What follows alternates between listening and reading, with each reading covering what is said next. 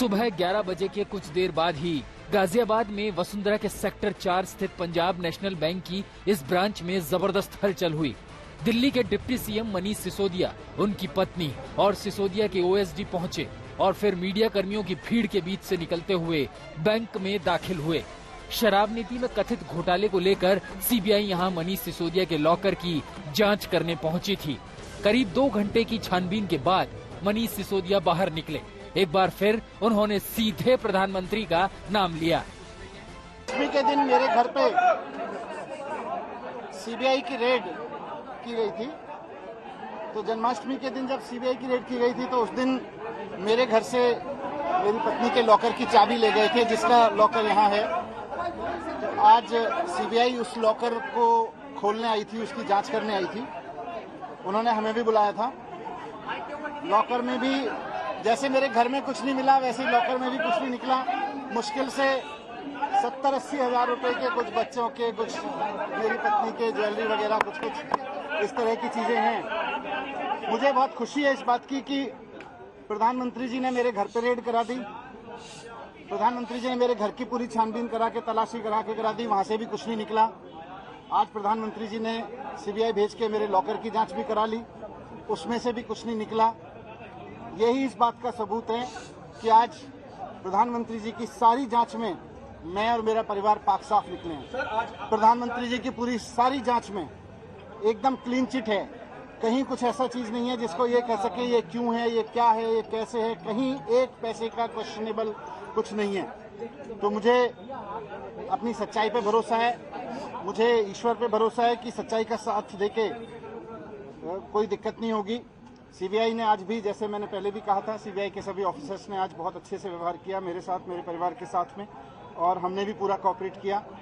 मैं जानता हूँ ये भी लोग अनऑफिशियली तो मानते हैं कि सब संतुष्ट हैं, कुछ नहीं है, लेकिन कहीं ना कहीं इनके ऊपर भी दबाव है कि भाई कुछ भी निकालो, कुछ भी करो, लेकिन 2-3 महीने के लिए तो इसको जेल में डालो। प्रधानमंत्री जी का ऊपर से बहुत दबाव है इस बात के लिए कि किसी तरह से मनीष सिसोदिया को 2-3 महीने के लिए जेल में डालो। तो वो ये करेंगे किसी समय पे आने पे, वो इनकी अपनी राजनीतिक वो है। लेकिन मुझे खुशी है कि आज सीबीआई जांच में मुझे पूरी तरह से क्लीन चिट है। मेरे घर से कुछ नहीं निकला, मेरे लॉकर से कुछ नहीं निकला, और कोई एक पैसे का लेन देन नहीं, कोई एक पैसे की हेराफेरी नहीं, कुछ नहीं। तो अंत में सच की जीत होती है, सच की जीत हुई। Thank you. 19 अगस्त को मनीष सिसोदिया के घर समेत 20 ठिकानों पर सीबीआई ने रेड की थी। उस दिन घर पर चली रेड के बाद सीबीआई के आदेश पर बैंक के इस लॉकर को सील कर दिया गया। सीबीआई ने सिसोदिया को सुबह 11 बजे बैंक बुलाया था ताकि उनके सामने लॉकर खोलकर उसकी जांच कर सके। एक महिला अधिकारी समेत 4 सदस्यों वाली सीबीआई की टीम भी 11:15 बजे के आसपास पहुंच गई।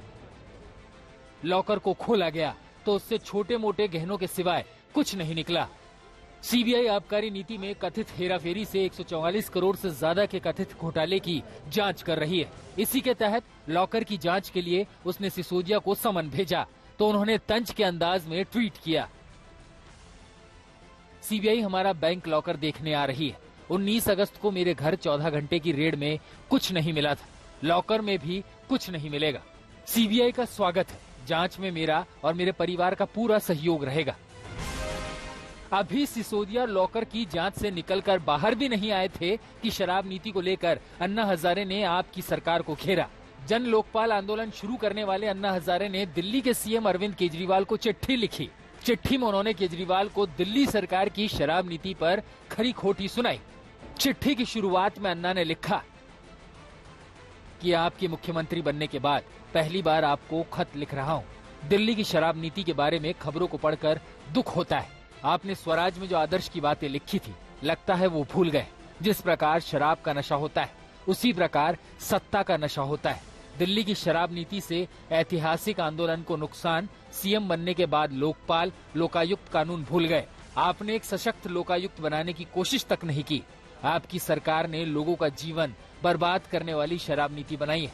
आपकी कथनी और करनी में बहुत फर्क है। बाकी पार्टियों की तरह आप पैसे से सत्ता और सत्ता से पैसे के दुष्चक्र में फंस गए। आंदोलन से पैदा हुई राजनीतिक पार्टी को ये शोभा नहीं देता। अन्ना हजारे की ये चिट्ठी ऐसे समय में आई है जब केजरीवाल सरकार शराब नीति को लेकर सीबीआई जांच का सामना कर रही है। वहीं बीजेपी भी उस पर हमलावर है। अमित भारद्वाज, दिल्ली, आज तक।